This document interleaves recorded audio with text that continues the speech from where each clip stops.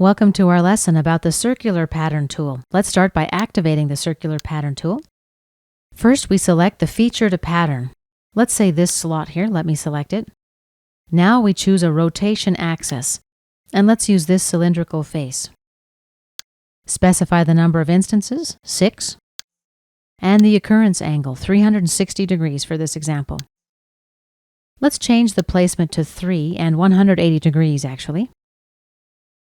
Then let's check the mid-plane option. And here's our preview.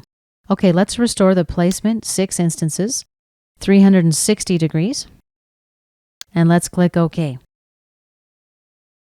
Activate the tool again. Features to pattern, let's use Extrusion 4. Select it right from the tree.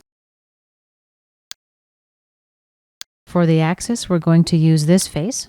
Number of instances, 2, and click OK.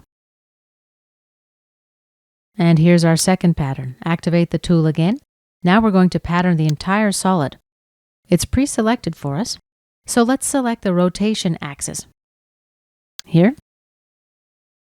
Number of instances, 4, and click OK. Let me zoom to fit, and here is our circular pattern. This concludes our lesson about using the Circular Pattern tool.